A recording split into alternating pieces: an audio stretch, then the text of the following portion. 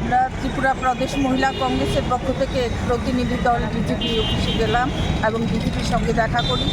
কারণ আপনারা অবগত আছেন, ত্রিপুরা রাজ্যে ক্রমাগতভাবে নারীদের উপর অত্যাচার, হত্যা এবং ধর্ষণ সংগঠিত হচ্ছে একের পর এক। কোনো না কোনোভাবে শাসক দলের দুর্বৃত্তরা এই ঘটনাগুলির সঙ্গে জড়িত, যার দরুন আইন তাদের মোতাবেক চলছে না এবং পুলিশ থানা হওয়া সত্ত্বেও, এফআইআর হওয়া সত্ত্বেও প্রকৃত দোষীদের শাস্তি হচ্ছে না। এই ব্যাপারে আমরা ডিজিপির সঙ্গে দেখা করে সমস্ত ঘটনা উল্লেখ করি।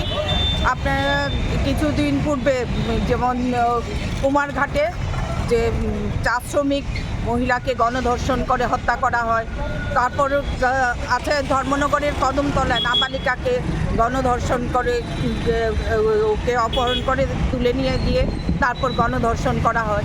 এই কিছুদিন পূর্বে হয়েছে মোহনপুরে সংখ্যালঘু পরিবারের উপর হামলা হুজ্জুতি করার পর সংখ্যালঘু এক বোনকে যেভাবে মানসিকভাবে নির্যাতন করা হয়, সেগুলির যাতে প্রতিকার আমরা পাই এবং অতি সত্বর যেন দোষীরা গ্রেপ্তার হয় এবং কঠোর থেকে কঠোরতর শাস্তির দাবি জানিয়ে আমরা ডিজিপির কাছে আমরা মেমোরেন্ডাম দিয়েছি।